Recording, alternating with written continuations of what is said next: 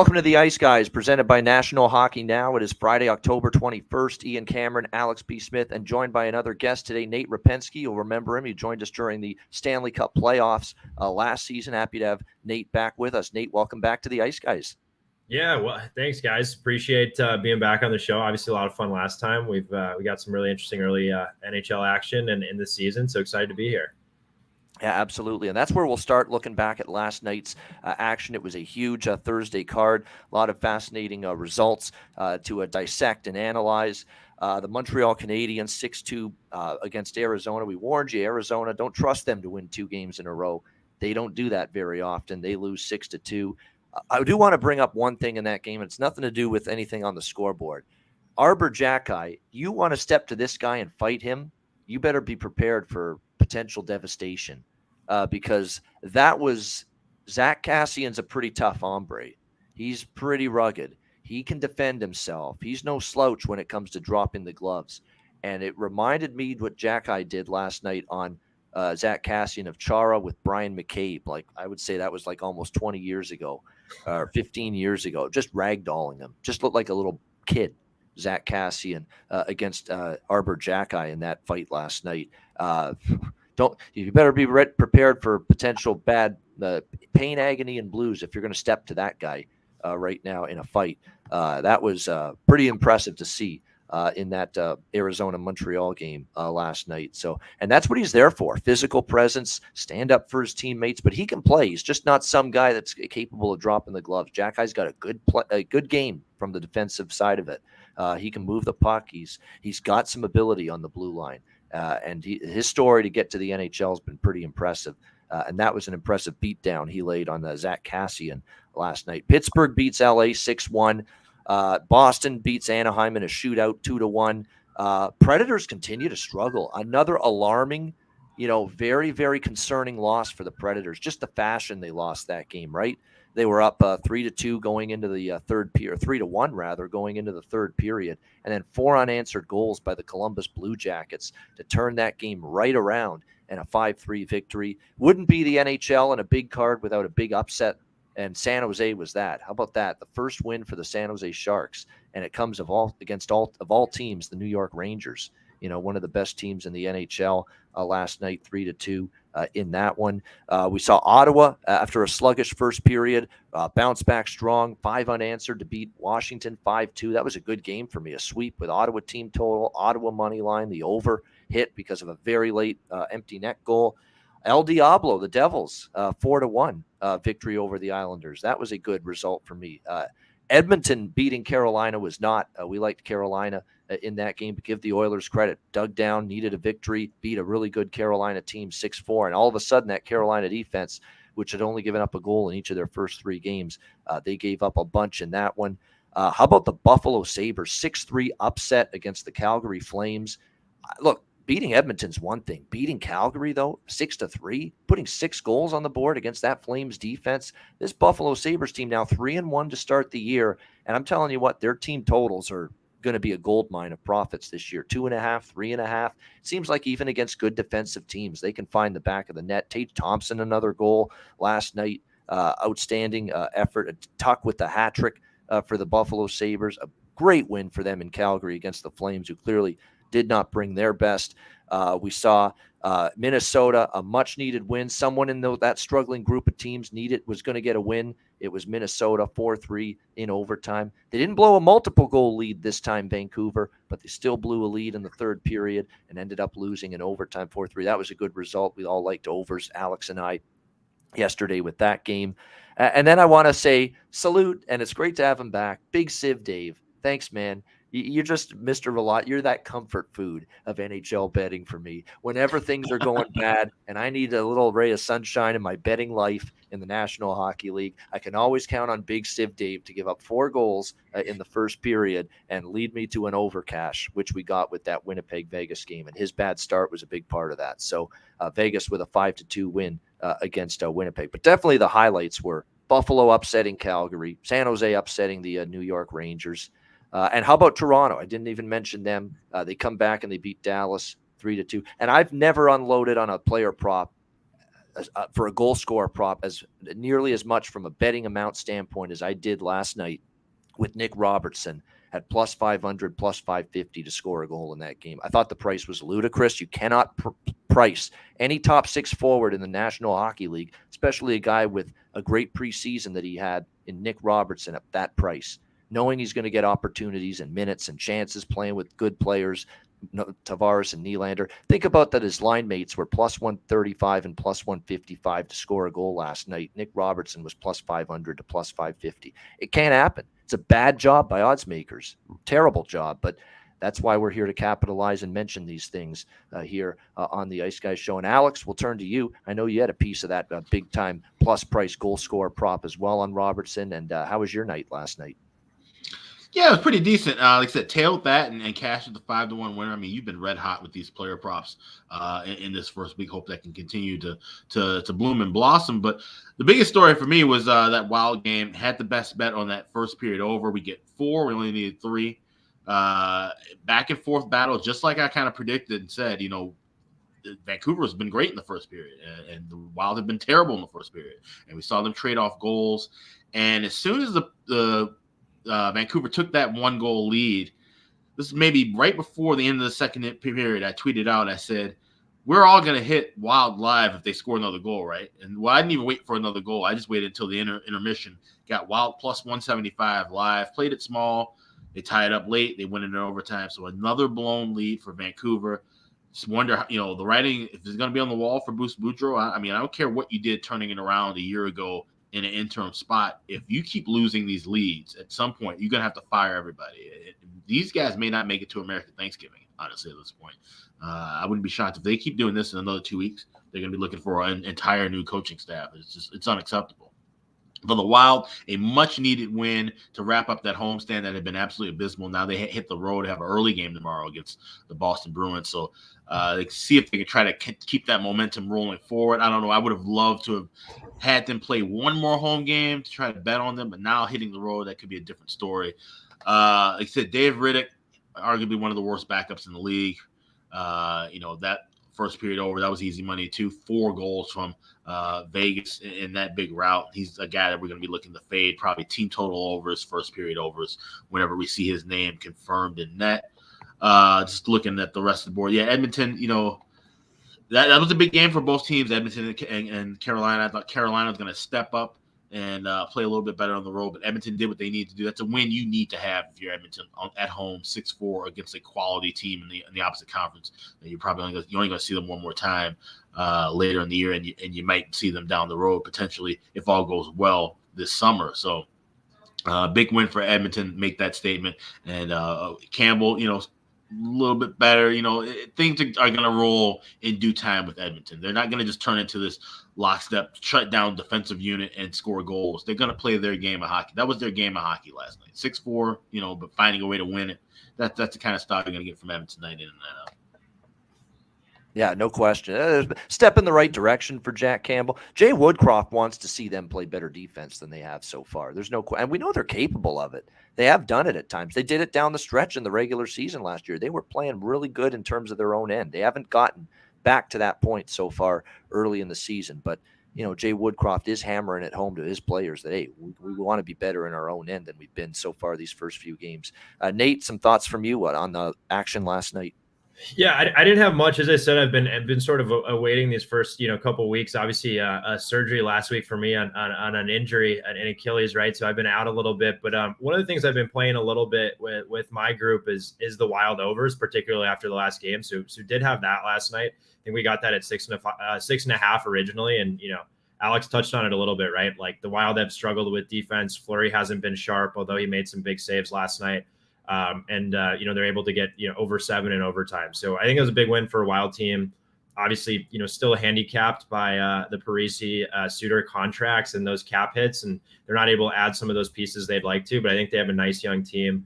The other one that stuck out for me and didn't bet it, but was looking at it is Vegas, right? I think Vegas is a little bit, after missing the playoffs last year, having that sort of collapse at the end, I think is a little bit underrated in the league this year. I mean, you lose somebody like Pacioretty, couple losses, but still their decor with Tedor, Pietrangelo, what they have up front with a healthy Stone, Eichel now in the lineup every day. I mean, I think they just still have a lot there and should be considered, really, in my mind, a favorite to come out of the West and potentially be a Stanley Cup contender. And so that was when I was watching, and you guys mentioned it with Riddick and net for Winnipeg. But I think, Vegas is a team I'll look to jump on puck line or when I can on the road here, because I think, they're still a bit undervalued by the market. And I think the talent up and down that lineup, 4 lines, you mentioned, guys like Carlson, Riley Smith, like they just have so much depth. And so that's a team I look for to have a strong rebound this year for sure.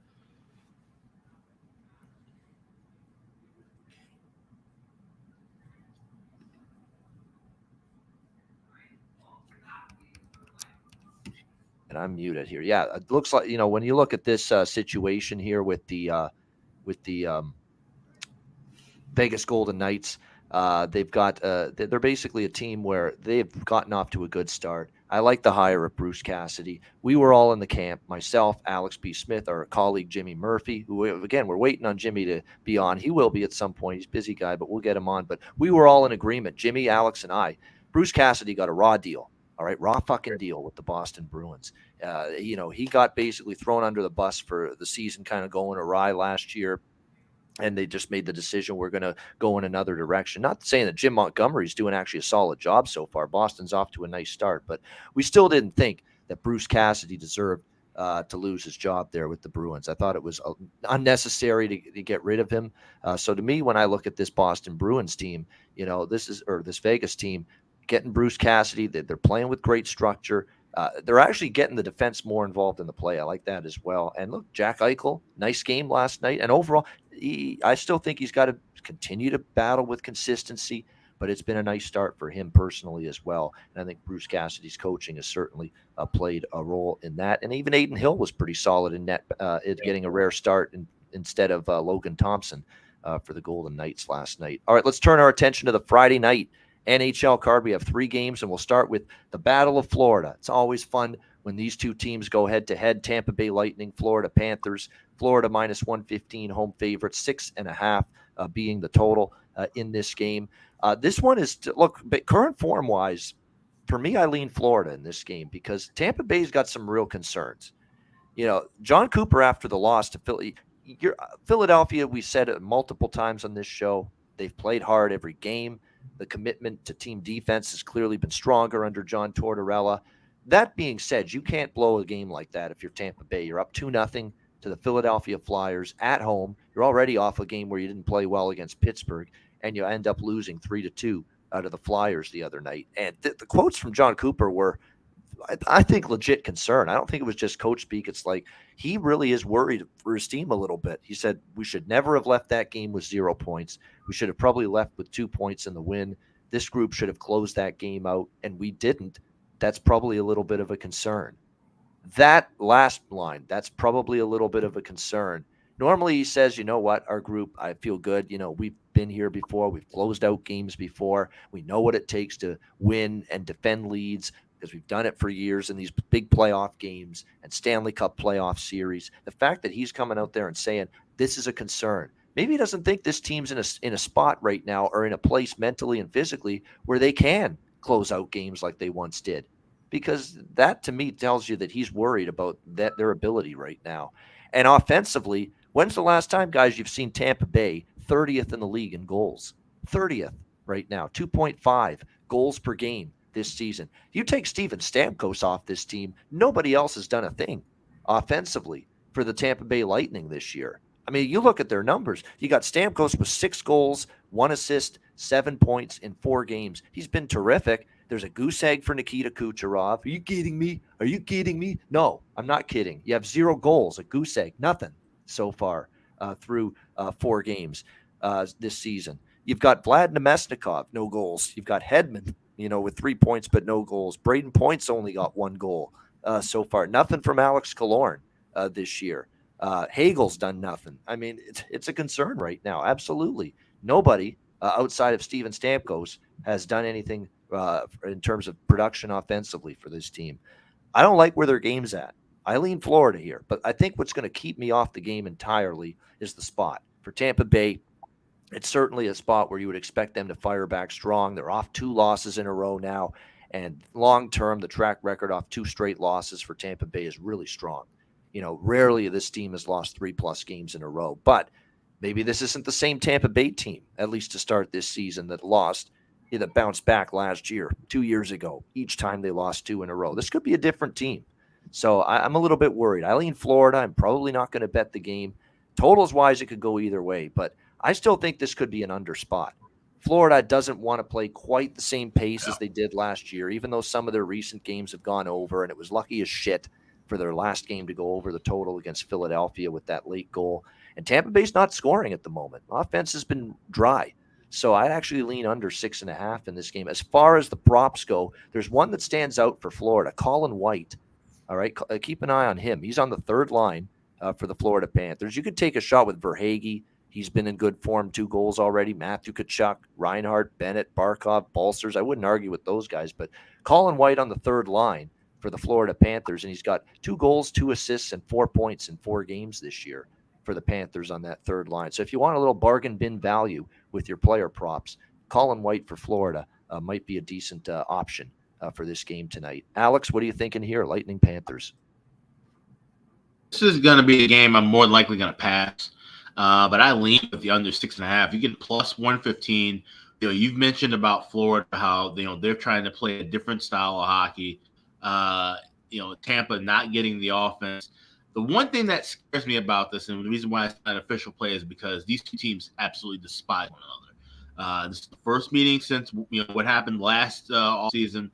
Tampa Bay sweeping Florida out of the playoffs. The whole Game 3, Game 4 debacle, where the Panthers hanging out at a strip club late into the night before the 4th game and all that stuff. And I said more than happy. I had forgotten about that, Alex. Yeah, Great reference. Well, yeah, more than happy to remember those that series, because that was a good one. I called that sweep happening after the way Florida came out lifeless in Game 1, and of course in Game 2 I bet Florida. They didn't win the first period, which they didn't. I said Tampa would go on and sweep, so ended up cashing a 7-1 ticket off of that. So not the same Tampa Bay team, not the same Florida team that we saw from just a few months ago. These are 2 different teams, and they're both struggling to score. And the fact they both hate each other, however, is that, can this get rough and chippy, after the whistle? Can we see a lot of power play opportunities? And these are 2 teams that are still dangerous when you give them power play chances. So that's the one caveat I have toward betting the under. So it's just a lean here. Just a lean to the under, kind of like me. I lean Florida, I lean under. I'm probably going to stay off here in this one. Nate, what about you, Tampa Bay and Florida? Yeah, I think I like the under. I mean, I'm still getting, although a little bit of juice on it on FanDuel, the under 7. I think it's minus 130 or something. Last I looked, it's a little bit of juice, but maybe you play it to 6.5. I was looking at the stats. I mean, Tampa just has an abysmal, and some of this might regress to the mean, but an abysmal shooting percentage, right? 4.5%. They're bottom in the NHL. So that hasn't worked well for them. It just doesn't seem like, to me, too, with Tampa, you look at that second line and some of the guys they lost. Palat, in a lot of ways, to me, was like the straw that stirred the drink for the team from a depth perspective.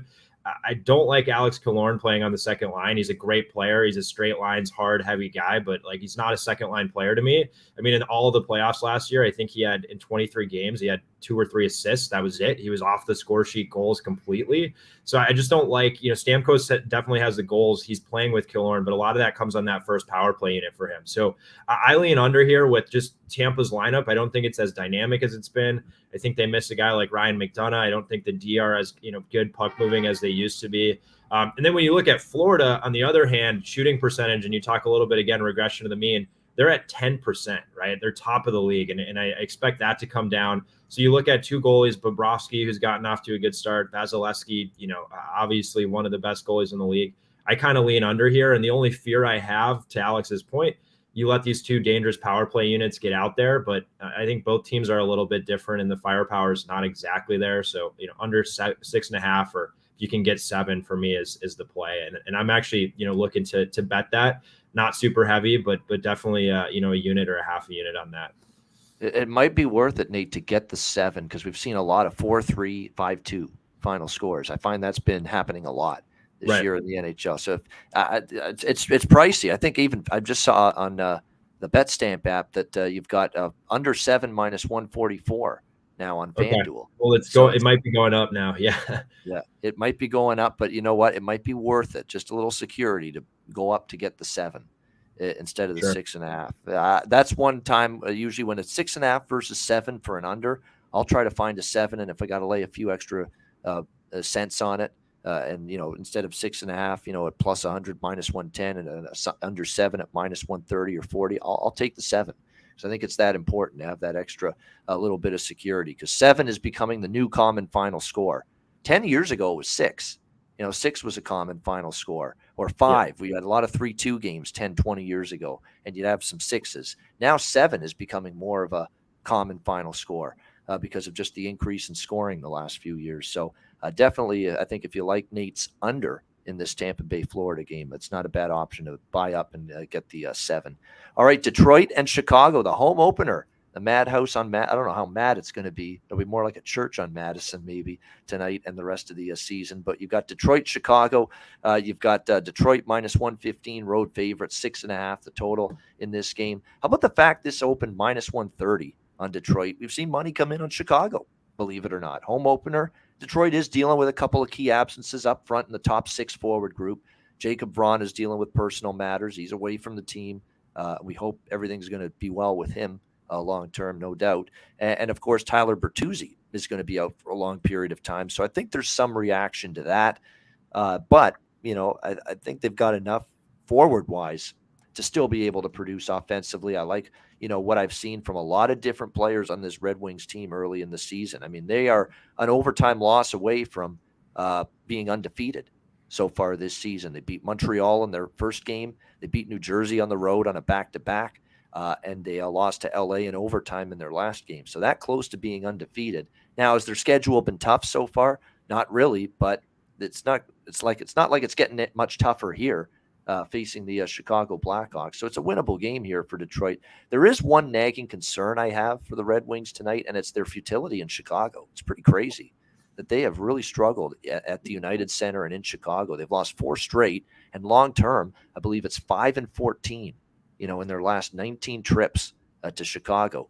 But a lot of bad Detroit teams were in that mix, and some really good Chicago teams. If you go way back to, obviously, the 2010 decade when you had all those great Stanley Cup playoff years for the Chicago Blackhawks. So you do need to take that with a little bit of a grain of salt. It's finally a year where Detroit looks like the better team in this one. I like Detroit here at the reasonable price, minus 110, minus 115. Alex, of course, is a Blackhawks fan. I'm interested to hear his thought on this. I think it's horrible what the NHL has done scheduling-wise to Chicago here. How do you play 3 and 4 nights to begin the season, right? In Colorado, in Vegas, in San Jose. You're off 6 fucking days after that. And now all of a sudden I'm worried about this long layoff for Chicago, not playing in a long period of time. We know long-term, we've seen these spots. Remember when the NHL was giving teams this 1-week break? And they'd come back from the 1-week break and they'd play poorly in that first game. So I'm really worried about that here for Chicago in this spot, that they've been off since, last Saturday when they played San Jose. That is a long period of time to be cooling your heels. And early in the season like this, a week into the year, you want to play. You want to get into a rhythm. You want to get into a routine. You want to be playing every other day, so you can really get that game speed and really get into that routine and rhythm as a hockey team. You don't want to be playing 3 games in 4 days and then you're cooling your heels for 6 days after that. So it does worry me a little bit for the Blackhawks here tonight in this game. And to be quite honest with you, I just think Detroit, a better group right now, a better squad. Perron, definitely from a prop standpoint, 3 goals, 1 assist, 4 points. You can't go wrong with that. 4 points for Larkin, 1 goal, 3 assists. He's gotten off to a nice start, but certainly I like Perron to score a goal. You could even go with point props too, or goal props if you like, on Larkin and Sundqvist juices. Oscar Sundqvist. He's a guy that got the tying goal the other night against LA, and I think it's worth a sprinkle too on Dom Kubalik for the Detroit Red Wings as well. We always know that when a player plays their former team, especially for the first time, they want to make an impact. So I think the Dom Kubalik prop's worth a look. But yeah, I think it's a cheap number. I think it's a bargain on the better squad here, the Detroit Red Wings. The one concern is their futility and their struggles long-term in Chicago. But I think this is the best Detroit team in a while. We know Chicago is not going to have a very good season. Credit to them beating San Jose, but I don't think they're going to be able to follow that up tonight. And I hate the 6-day layoff. I think it's a bad thing for this Blackhawks team. So I like Detroit here at the reasonable price, -110, -115. Alex, what do you think here? Red Wings, Blackhawks. I got to go with the old not so fast, my friend. Oh, going homer tonight. I like it. I am. And here's the thing. Here's the reason why. I would normally be right there with you as far as having a break early in the action. I think that's terrible. In the NHL, I think, as far as I know, they are throwing those mandated 5-game days off into everyone's schedule. Some teams draw them early. Some teams draw them in the middle of the year. Some teams draw them late. That's just how they shake out. But with the way the Hawks played, as bad as they were at the end of the preseason, and then to play against Colorado, one of the best teams in the league, in their opening night, play against Vegas in an electric atmosphere in a tough game, and then you play a bottom feeder in San Jose and get the win, they almost can kind of treat tonight like a second season opener and kind of look at that as like a step up of a preseason. So it gives them time to build. Now, obviously, Chicago is not the better of these two teams right now or even in a full season. But in this particular spot, you're going to have arguably, other than when they retire Marion Host's number on November 20th, this is going to be the biggest crowd of the year. You got Detroit coming into town, your hated rivals, even though we only play them twice a year. So this is the one and only time they come to the UC on an opening night. This is going to be more than likely Patrick Kane's last opening night wearing a Hawks uniform. Think about how he started his career. It was 14, 15 years ago against this Red Wings team. And, what was the beginning of that franchise turnaround. Now to be in a whole new generation and a whole new chapter of Hawks hockey, having him and number 19 standing there side by side. This better be the Madhouse of Madison. Like I said, it's going to be a mausoleum on Madison in about 2 or 3 months from now. But for tonight against Detroit, in the home opener, and this team's had days off, Hawks need to come out guns blazing in this game. I like the Hawks first period. Give me Sir Patrick Kane to score a goal at +180. And I think this is going to be a kind of a back-and-forth battle. Might even lean toward the draw here. Would not be shocked if this is a tightly contested game. We saw some overtime beatings with Chicago and Detroit going back to that shortened season where they were division rivals once again. So I think the Hawks come out hot here. I don't know if they can keep it going for 60 minutes because they are still a bad team. But the 20,000 plus should be rocking and rolling, and that team should be ready to go at least in the first 20 minutes of action. So Hawks first period, Patrick Kane anytime goal scorer tonight. And as always, Detroit sucks. Yeah. There we go. Well, we can hope for a Chicago 2-1 lead after one or 1-0 lead after one, and Detroit comes back and wins, and everybody's happy. Although Alex may not be happy about that either. He doesn't want to see Detroit win at all. He doesn't give two shits about my bet, but nevertheless, we've got, like I say, a good point by Occupancy in the chat, and we'll have to get you on the show too at some point. Occupancy during the season as well. We're going to try to get as many guests as many days as possible, and you're on the radar too. Terry Edelman, we'll get you on. Melissa, we'll get you on definitely throughout the course of the season. No doubt about that.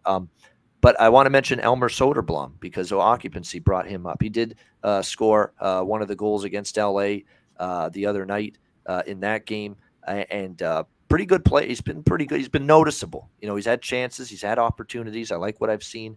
You can actually find him. Not every book has his goal scorer prop posted, but you can get +500 at PointsBet, +575 at Caesars on him to score a goal tonight for the Detroit Red Wings. And Soderblom with Michael Rasmussen and on that third line with Rasmussen and Oscar Sundqvist. It's been an effective line. They're known as a checking line, but they've actually gotten some good offensive zone time and some scoring chances so far this year. So, if you want to put a couple bucks on Soderblom, +550 in some spots to score. Isn't it historically the largest line by weight in history? Yeah, I believe it is. It's a big line. You're right in terms of just their physical stature. No question about that. And they're hard on the puck, and it's hard to get the puck away from them. That's why they're an effective line, and that's why they're very good in a defensive role as well. But as I mentioned, they've had some offensive opportunities as well. All right, Nate, where are you going here with this Detroit-Chicago game? Oh, man, I think I'm going to side with you, Ian, and I hate to go against Alex. Obviously, a big sort of Chicago hoping for sort of like, to his point, a TSN turning point, renewal, clean slate to the season after 6 days off. But I see the same thing as you. I mean, 6 days, I think, is an eternity in the NHL. I mean, you're going to come back on the ice your gear is going to feel a little bit different. 6 days, no matter what level you're playing at, is a lot. So I think that's going to be tough. I actually lean Detroit first period for that reason. I think when you look at Chicago, just the number of guys they've lost, DeBrincat, these guys that were chipping in and getting on the goal sheet for them, they just don't have enough offense. I mean, Jonathan Taves is not near obviously what he was. Patrick Kane kind of the same, although he's had a decent year last year. So I'm on Detroit first period and likely for the game. I also, when you look at the goaltender matchup, I like Ville Husso as opposed to Peter Mrazek. I mean, I'll take that every day. So I'm on Detroit here. The other thing I'd lean on, actually going back to last game, if I may, quick, I didn't mention it, but Alex Killorn under a point or under a half a point, -120 for a guy who has 2 assists this year, who had 2 assists in 23 playoff games. He's on the second power play unit. I'm all over that. I don't think he's getting into the action tonight. But for me, Detroit tonight, and it's one of the ones I like at the low price. I think they've been playing well. They hemmed Montreal in that first game. Just a lot of young talent on that team. But it is kind of a bummer when you look at a matchup like this, given the storied sort of rivalry between these franchises. And we look at tonight, and it's like, really these teams are not going to be contending. And so it's sad, given what these matchups used to mean and the star power that used to be on the ice. But for me, Detroit with the way the teams are at. Well, and that's the thing too with this matchup is that no matter where, and if you look back in the last 30 years, we've seen the gamut run. I mean, Detroit was the power in the NHL, and the Hawks were the doormat. And then things flipped around. Detroit then moves to the Eastern Conference at the height of Chicago's power. And now you're back to where it was, arguably in the 2000s, where Chicago's the doormat, Detroit's a building team trying to get back to some resemblance of their top tier glory. But like I said, that's all the more reason why this should be an important game for the Hawks. Like I said, the history and tradition of these two teams is never lost on any group or any generation of players for either side, regardless of the fact that they don't play as division rivals. So and with the Hawks, I mean, if you're wearing this sweater, you should be taking some pride and honor playing Detroit, no matter how good or bad you are. Those teams in the late 90s, early 2000s, if they didn't beat anybody else, if they were at least tie or beat Detroit, they knew that was important in not only their eyes, but all the fans' eyes as well. Fair point for sure. Yeah, no question. Someone is liking our guest, Nate, Zach F, saying this guy makes some valid points. He knew in the chat here. There it is. This guy makes it. Yeah, that would be Nate. So you got some fans, Nate, in our chat. Certainly not talking about Alex or I.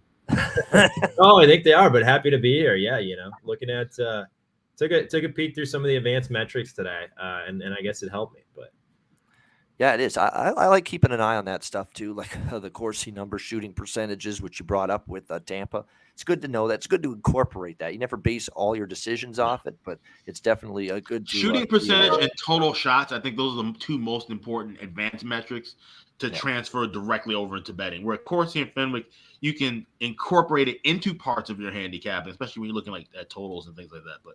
But how frequently a team shoots the puck and how frequently it comes off their stick toward the net, is more important, because shots on goal, and it actually kind of leads into a little bit of an interesting thing. I don't know if you've seen people kind of arguing discrepancies over shot on goal counts, which is really a big problem possibly because we're all betting shots on goals over and under. Yeah. And if the league and the networks can't get right how many shots are on goal, because a perfect example is Matt Boldy the other night in that game with LA.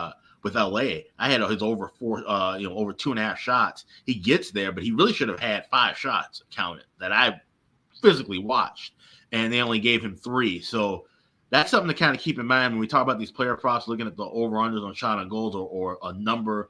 Sometimes I'll bet something like 4 or more goals, or 4 or more shots rather, on goal. You got to be careful how your books grade those things, because if they're going straight off of the NHL website at the end of the game, or if they're counting them in game, you might get some different things and things might be voided. So check with your sports books. We always say that, check with your sportsbook rules for different things to make sure that you're making a bet you can safely cash it and get credit for it where it's due. I was thinking to myself, has Athanasiou been on the top line to this point, Alex, or is tonight going to be his first night on the top line? Tonight's going to be his official first night. He was slotted in at times during the game, but as far as a starting spot, more than likely it would be him, Domi, Kane getting the starting nod for sure. I think his spot. That's the betting angle. Yep, you know it. Yep, moving up the lineup. And you know what? I would actually Stallion. And you know what? And I like I said, I use Cap Friendly to kind of look at my the depth charts for lines. Don't be shocked if, because of this being the big night, and of course, like I said, with Kane and Taves, it's more than likely to be their last home opener.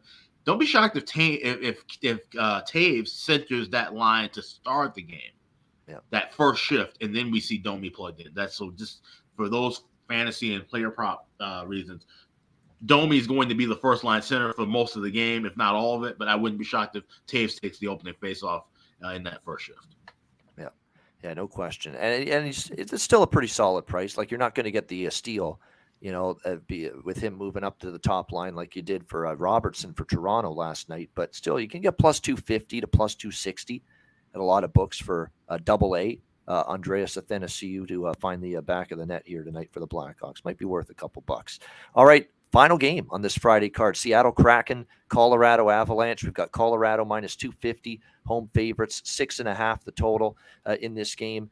4 games, 4 overs for Colorado. I think they're going to make it 5 tonight. I like over 6.5 here. It was probably, I'm giving it away for best bet, but probably my favorite bet on the card tonight is this over 6.5. I think you're going to see, the usual Colorado game. You're going to see them find the back of the net 3-4 times minimum. But this Colorado team is not locking it down defensively and it's not because the blue line suddenly is bad. It's because their goaltending is more suspect. Darcy Kemper had a brilliant regular season. Was he a little bit up and down in the playoffs? Yes, but right now, it's only a week, but so far, what we've seen, Alexander Georgiev and Pavel Francouz, that combination is not matching Darcy Kemper from last year. I mean, Georgiev's been okay, but he hasn't been great. They lose 4-3 in overtime against the Winnipeg Jets on Wednesday night. So that's been an issue. Their penalty kill has really struggled. That you don't like to see. Colorado Avalanche have given up 7 power play goals in their first 4 games. So the penalty kill's not been great for the Avalanche. Their power play continues to be great. So they're scoring on the power play. They're giving up a ton of goals on the penalty kill. That's a good thing for overs. And when you look at the Seattle Kraken, they're obviously off to a tough 1-4 start, but they did have their best game, I think, of the during this losing streak against St. Louis. They probably deserved a better fate.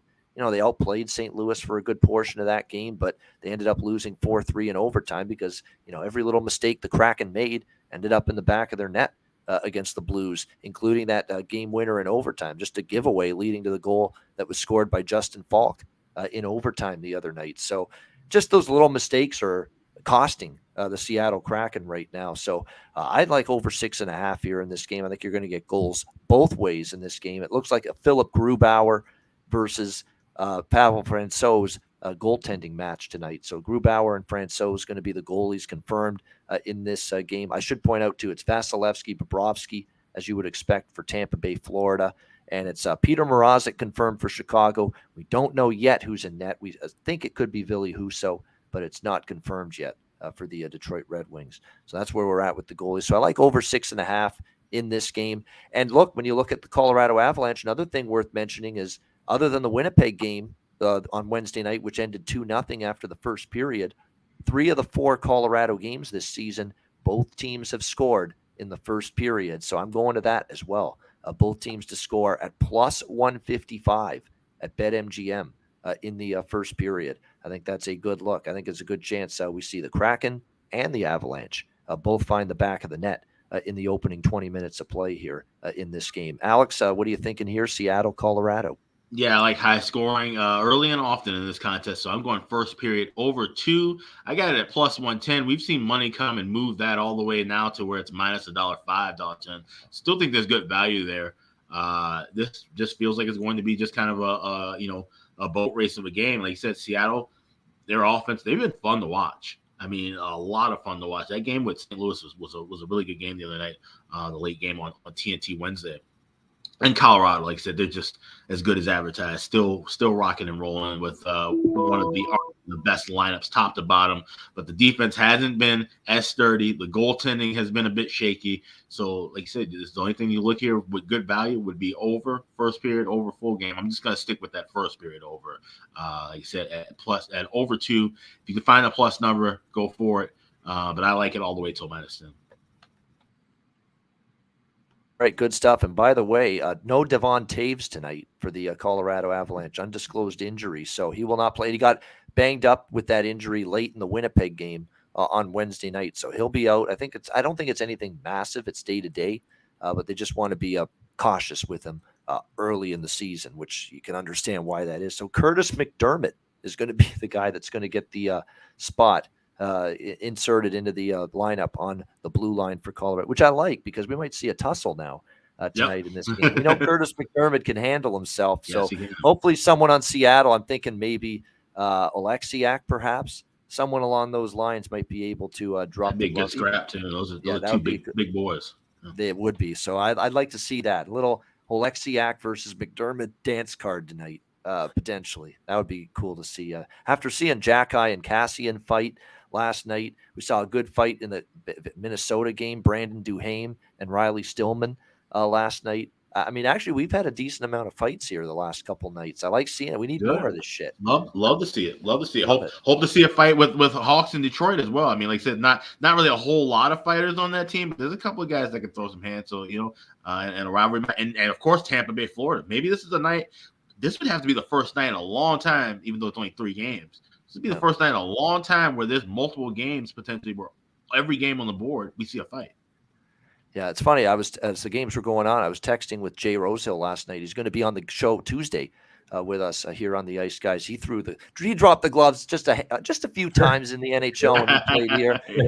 You know what? And we were saying we need to build up a heavyweight division again in the NHL, and it's possible. And you know why it's possible? Because of a guy like Arber Xhekaj, who is a huge player, who's a heavyweight type of class, who can handle himself, drop the gloves, but he can play, and that's what we need. We need hopefully more Arber Xhekajs in our future, where they're heavyweight players, but they have a space in this league because they're not one-dimensional. They're not players where all they can do is fight. All they can do is drop the gloves. They can play hockey. They can move the puck. They're good defensively, position-wise. They can help their team win.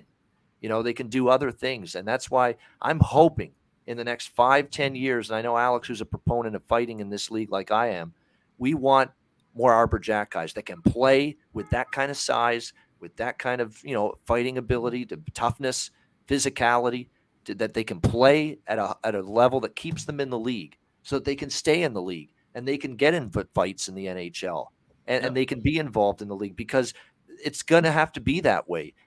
Nobody's bringing in a player of that size, a heavyweight type player, if all they can do is fight. They've got to be able to play. They've got to be able to show some kind of ability with their overall game. Well, and on the flip side too, the second and third line guys, and even some top and they line be guys able to skate. Yeah, of course, but the guys on the other lines, obviously they have their own roles, but they have to learn how to defend themselves too. In an era where we've arguably seen more cheap shots in the last decade than we have since going back to the 60s and 70s, when, of course, it was a virtually lawless league at times, it seemed like. This is definitely that era where, like I said, the enforcer role isn't dead yet. It's still alive, but it has to be, like I said, a complement to your overall game, not just the focal point of your game. And so with that being said, some of these second and third line guys, there's some guys who can score and handle the puck well, but can hold their own in fights. And hopefully we just see that increasement throughout the league, because then, guys can handle themselves nice, police things on the ice.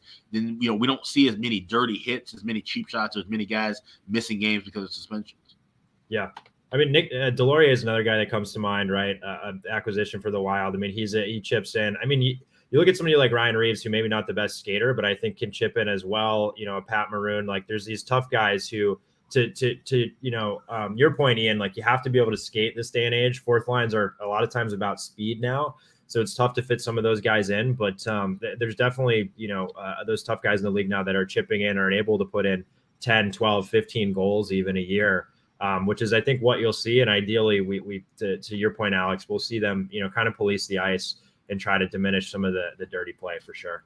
Yeah, Brandon Duhaime is one of those guys, fourth line guy, but he can, won't give you a whole lot on the score sheet, but he does a lot physically, throws the body around, blocks shots, clears the puck well when he's, at least an average skater, or if not above average. Right. Yeah. He's a slightly above average skater, but he threw the hands the other night in a really good scrap against Vancouver. So, like I said, it's just it's a compliment to the game now. It's not your focal point. You're not gonna, and not to say that I don't miss the days of having guys who just really roam the ice strictly to fight. Those were fun times. But the game has evolved.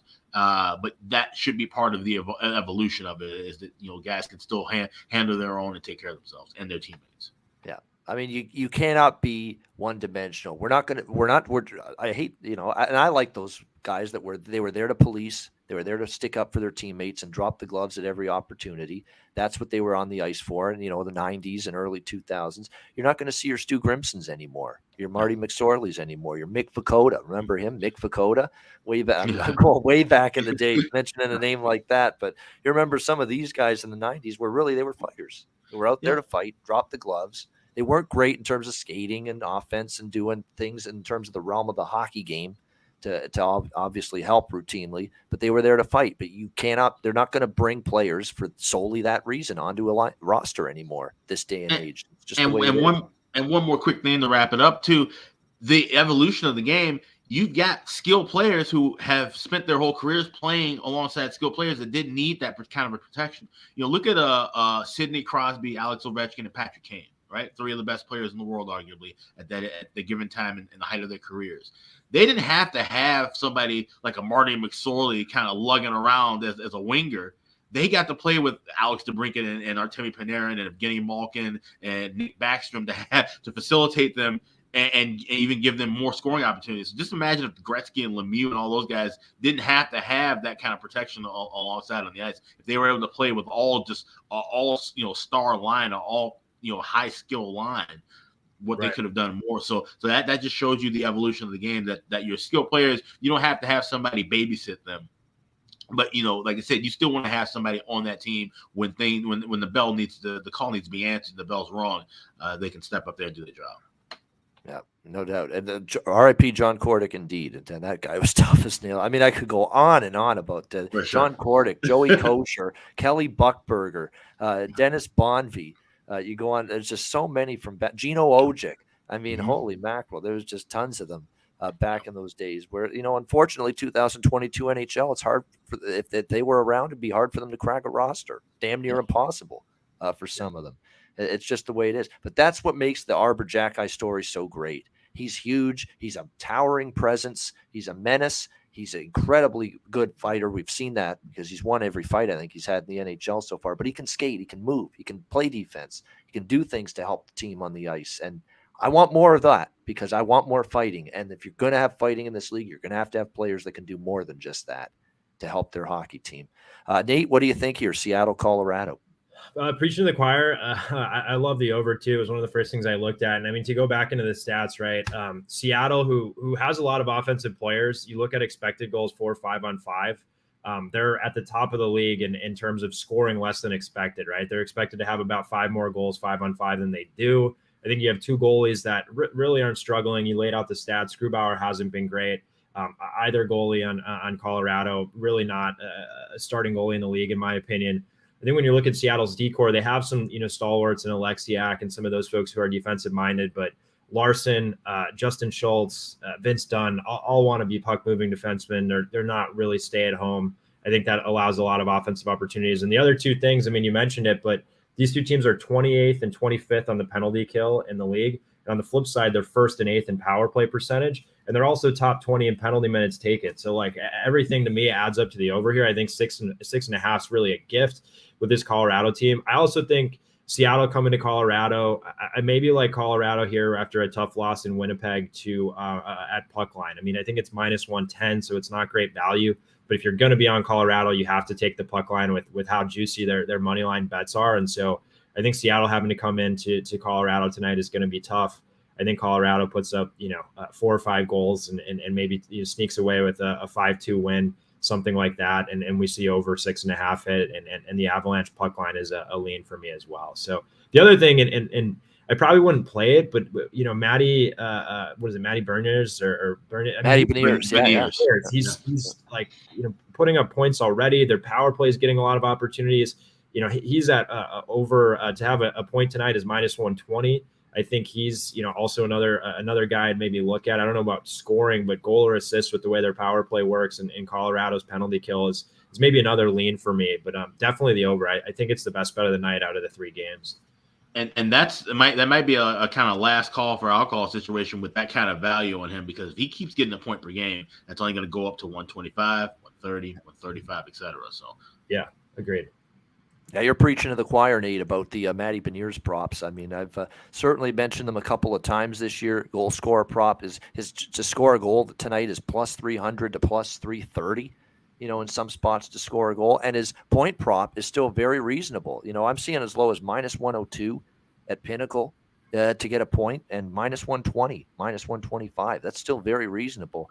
Matt Beniers just to get 1 point tonight for the Seattle Kraken. They're better offensively, too, with Burakovsky and Bjorkstrand added to this team. So we figured they'd be better offensively. I know they had those couple games there, Vegas and Carolina. They scored just 2 goals, 1 goal in those 2 games. But we think the Seattle team is going to be better offensively. And overall, they have still in their first 5 games, they have scored 3+ goals in 3 of the 5 games so far this year. So I think we're all in agreement here. We should see some goals tonight with the Kraken and the Avs. All right, great stuff. That's your Friday NHL card, 3 games. Great analysis as always with Alex B. Smith, my colleague, and our guest, Nate Rapensky. And thanks to everyone in the chat for joining us. Hit the like button. Make sure you do that on the way out. And, of course, check out patreon.com/Ice Guys. Just $10 a month. Great content. The daily Ice Guys card is always available there. Power ratings, weekly goalie charts from Alex, and a whole lot more. Patreon.com/Ice Guys. So make sure you check that out.